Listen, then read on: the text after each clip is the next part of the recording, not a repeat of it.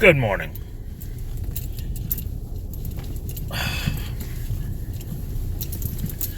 I'm going to take a break from D&D 101 today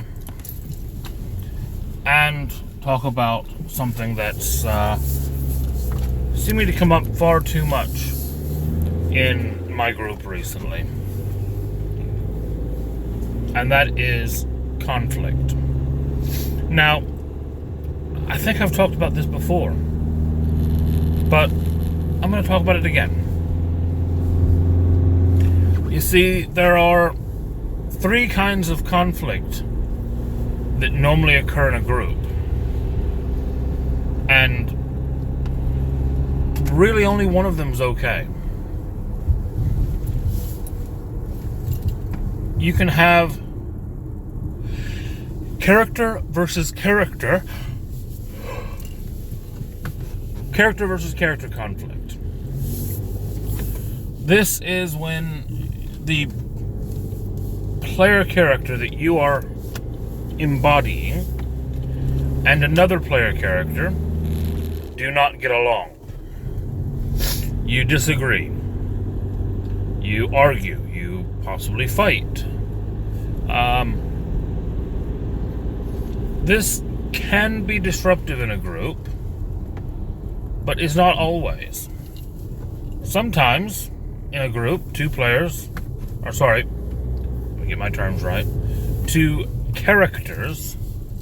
are not going to get along. A brilliant example of this would be in the Dragonlance novels, which I go to a lot. Raistlin and Sturm. Raistlin, a neutral, eventually evil wizard, and Sturm, a lawful good knight, never seemed to see eye to eye. They argued, they bickered, they nearly came to blows once or twice. If it had not been for Sturm's code, they likely would have. But he saw Raistlin as weak because of his physical limitations and wouldn't beat him up because of it, basically. But the characters, although the characters did not get along, they each shared a bond with someone else in the group who did get along, and as such, they continued to be effective together. They did not trust each other. They did not like each other, but they could work together. That is character versus character conflict. Now, the problem comes when you get into the other two kinds of conflict. Now, the next one we're going to talk about is player versus character conflict. Now, this is when you have a player who either outright or through hints or comments or whatever else, when a player makes the assertion, "I don't like that character." When a player does not like the character you are playing, not when their character dislikes him, but when the player dislikes them, that creates a conflict, because that player that does not like your character will influence their character to do things that their character might not normally do. You might have two lawful good characters, a fighter and a paladin. And the fighter would be completely fine with the paladin. They should get along. They have very similar goals. They have very similar ideals. Yet, the player doesn't like the Paladin because he doesn't think the Paladin is living up to what he should be as a Paladin. And he gets frustrated with the Paladin because he doesn't think he's playing the Paladin right. And so because of this, he starts playing his fighter the way he thinks a Paladin should be played. To show the Paladin. To make his point. And now you're disrupting the game. You're using metagame elements to mess up the game because you disagree with someone else's character choices. Never a good thing. And the last kind of conflict is conflict between player versus player. Now, this is likely the worst of the three, but it could be brought on by either of the first two. This is when one player and another player end up arguing or disagreeing or fighting or whatever you want to call it because of something that's happened at the table. Now, you have to watch out for this because sometimes it won't appear to be player versus player. Sometimes it might appear to be character versus character, but they're not actually playing the characters. They're just basically using the characters as bats against each other at that point. They're arguing as players. They may or may not be using the characters to do so.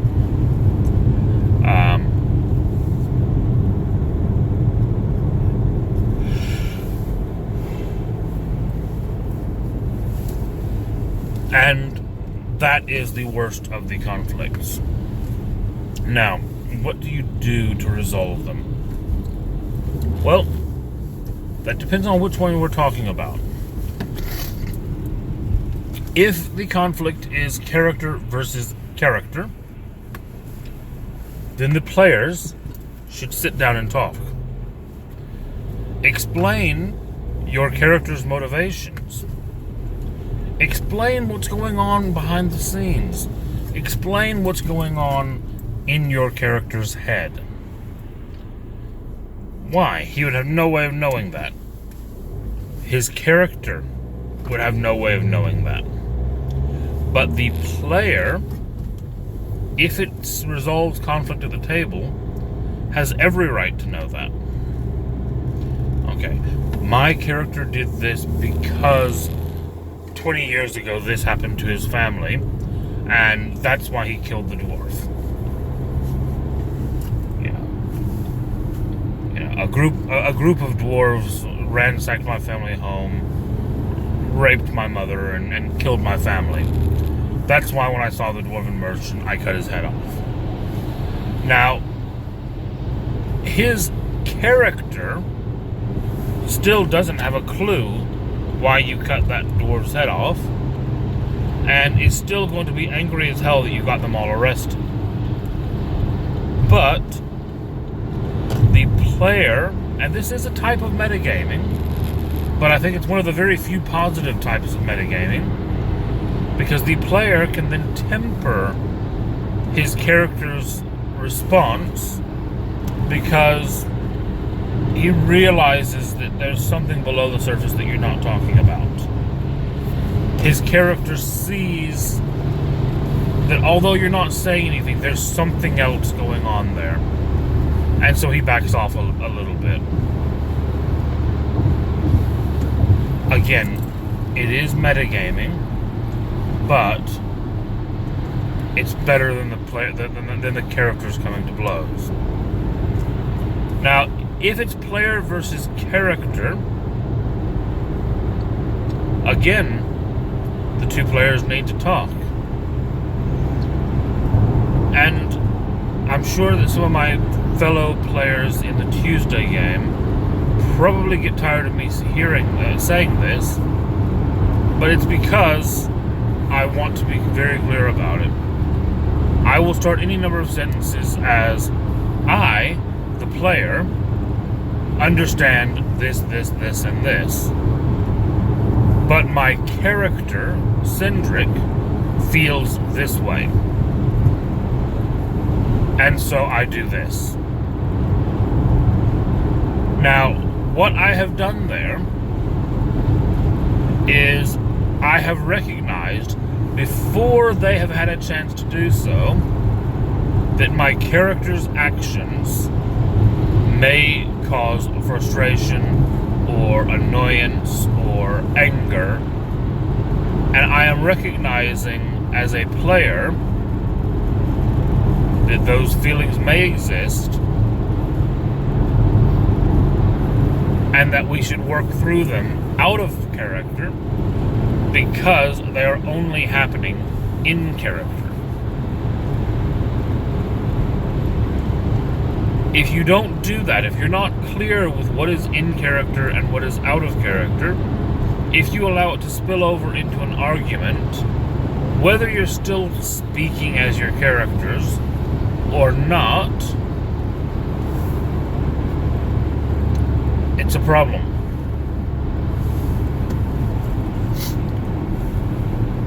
A bit of a test for myself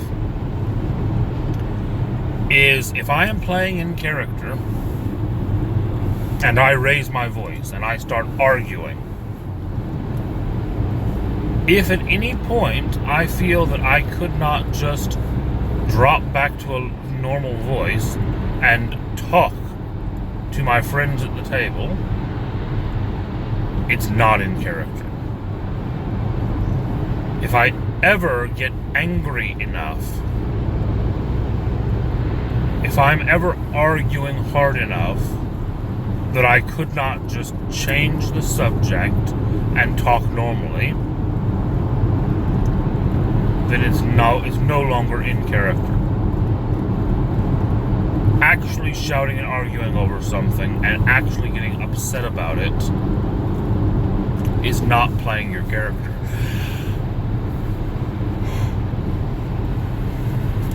I genuinely think that when that happens, first step, if it is player versus player,